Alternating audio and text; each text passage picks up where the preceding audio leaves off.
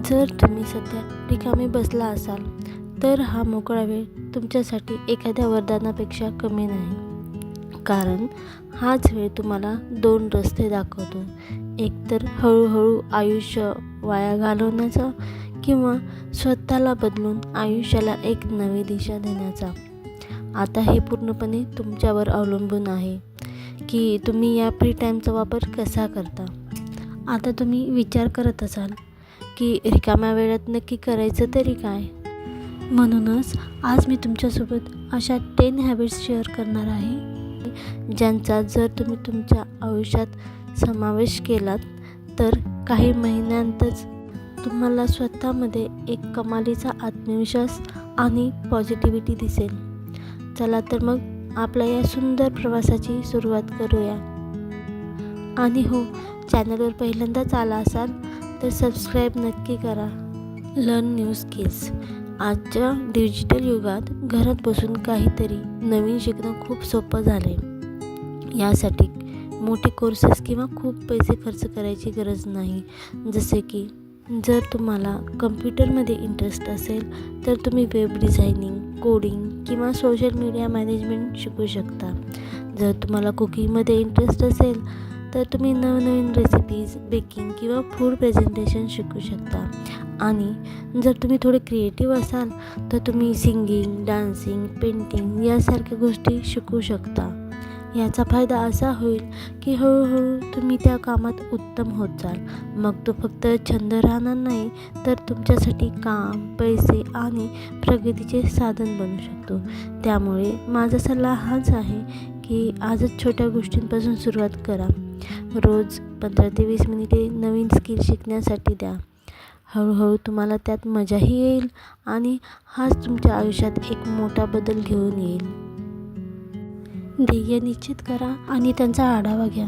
मैत्रिणींनो, जर आपण कोणत्याही प्लॅनशिवाय आपले आयुष्य जगत राहिलो तर फक्त वेळ वाया जाईल आणि आपण योग्य दिशेने पुढे जाऊ शकणार नाही.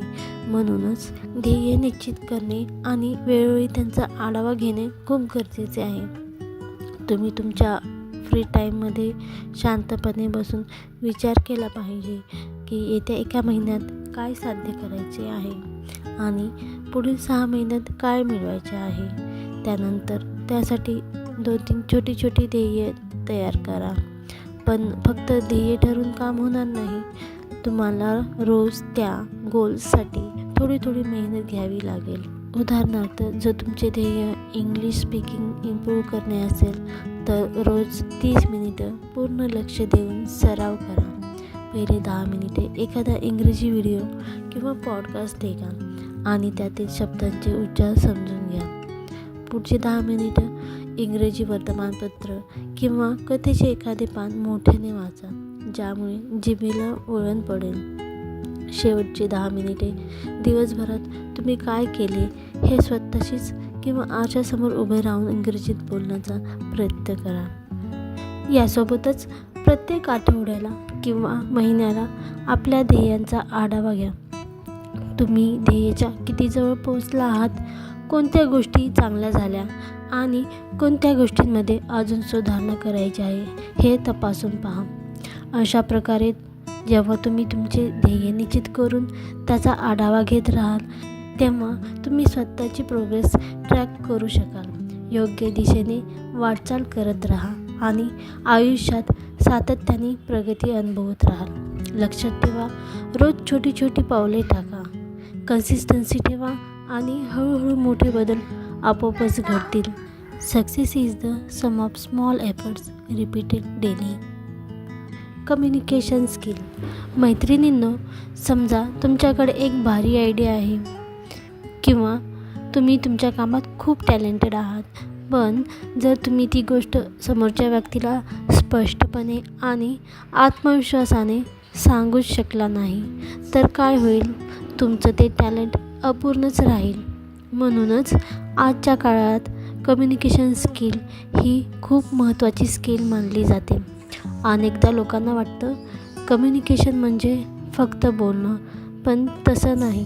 तर काय बोलावे, कसे बोलावे, कोणत्या टोनमध्ये बोलावे आणि आपल्या एक्सप्रेशनसह ती गोष्ट कशी मांडायची यासाठी तुम्ही रोज छोटी छोटी पावले उचलू शकता. हे कौशल्य एका रात्रीत येत नाही.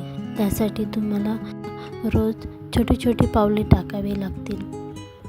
रोज किमान 5 मिनटं आरशासमोर उभे राहून स्वतःशीच बोला. यामुळे तुमचा आय कॉन्टॅक्ट आणि बॉडी लँग्वेज सुधारेल. आवाज रेकॉर्ड करा. तुम्ही काय बोलताय हे स्वतःच्याच मोबाईलमध्ये रेकॉर्ड करा आणि नंतर ऐका. तुम्हाला स्वतःच समजेल की कुठे सुधारणा करायची आहे आणि कुठे थांबायचं आहे. वाचन आणि शब्दसंग्रह. रोज किमान 2 ते 3 पाने वाचा. यामुळे तुमची व्होकॅब्युलरी मजबूत होईल आणि बोलताना काय बोलू असा प्रश्न पडणार नाही. रिसेंटली मी इंडियाचे प्रसिद्ध मोटिवेशनल स्पीकर आणि फिगरिंग आउट या लोकप्रिय पॉडकास्टचे होस्ट राज शमानी यांचा एक पॉडकास्ट ऐकत होते. त्यांची एक सवय मला प्रचंड आवडली आणि ती आपल्या सर्वांसाठी खूप फायदेशीर ठरू शकते. राज शमानी सांगतात की आपल्या बोलण्यात स्पष्टता आणि वजन येण्यासाठी ते रोज डिक्शनरीमधून एक नवीन शब्द शोधतात आणि त्या एका शब्दापासून वेगवेगळी वाक्ये बनवण्याचा सराव करतात. सगळ्यात महत्त्वाचं म्हणजे लक्षपूर्वक ऐका. एक चांगला वक्ता तोच बनू शकतो जो एक चांगला श्रोता असतो. समोरचा व्यक्ती काय म्हणतोय ते आधी समजून घ्या, मगच तुमची प्रतिक्रिया द्या. जेव्हा तुम्ही या गोष्टी रोज कराल तेव्हा हळूहळू तुमच्या बोलण्यात एक सकारात्मक बदल दिसेल. लोक तुमचं म्हणणं सिरियसली ऐकतील आणि तुम्हाला महत्त्व देतील. कम्युनिकेशन स्किल तुम्हाला गर्दीतही वेगळं आणि कॉन्फिडंट बनवते. फिट बॉडी आणि आनंदी मन ही प्रत्येक महिलेची गरज आहे.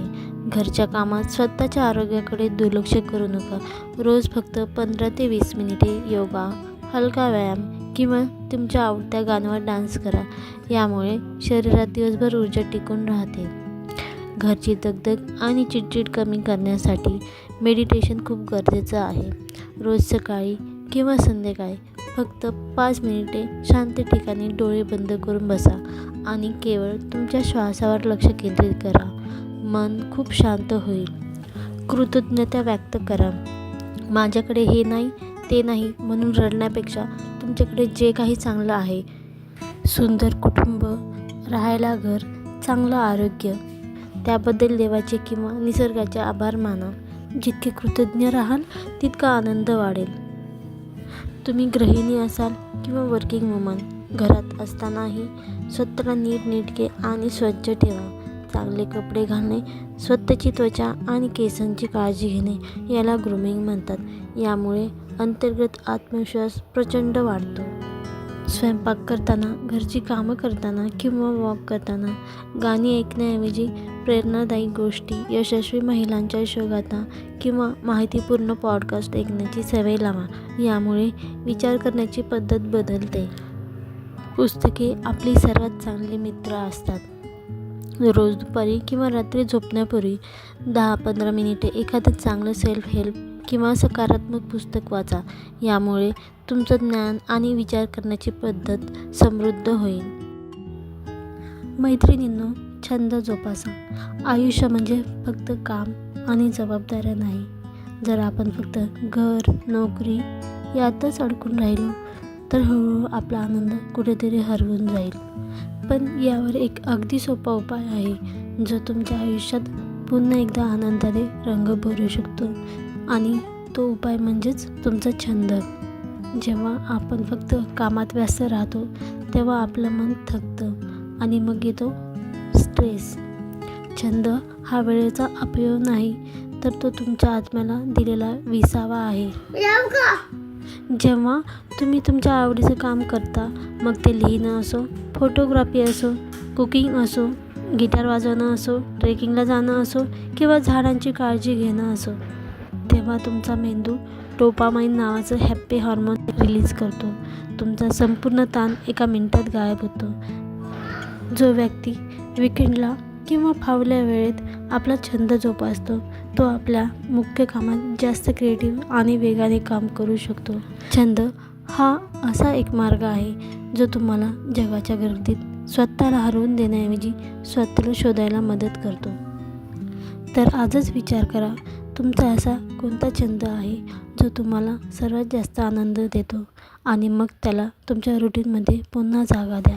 तुमची ऊर्जा बदलेल आणि तुम्ही रोजच्या कामाला अधिक उत्साहाने सामोरे जाल. लक्षात ठेवा, सक्सेस आणि आनंद रोज छोट्या छोट्या कन्सिस्टंट गोष्टींमुळेच मिळतो. तर सुरुवात करा, छोटी छोटी पावले टाका, कन्सिस्टंट राहा आणि आपल्या प्रोग्रेसला ट्रॅक करा. दिवसातून फक्त 15 मिनटं काढा, पण तुमच्या आवडीसाठी जगून बघा. कारण आयुष्य एकदाच मिळतं, ते फक्त काढायचं नाही तर मनापासून जगायचं असतं. मला आशा आहे की आता जेव्हा तुम्ही तुमच्या फ्री टाईमचा योग्य पद्धतीने वापर कराल तेव्हा हळूहळू तुमच्या लाईफमध्ये बदल दिसू लागेल. तुमची ऊर्जा बदलेल आणि तुम्ही रोजच्या कामाला अधिक उत्साहाने सामोरे जाल. तर या आहेत तुमच्यासाठी 10 हॅबिट्स ज्या तुम्ही तुमच्या रिकाम्या वेळेत केल्या पाहिजेत. व्हिडिओ आवडला असेल तर लाईक नक्की करा, शेअर करा आणि चॅनलला सबस्क्राईब करायला विसरू नका. धन्यवाद.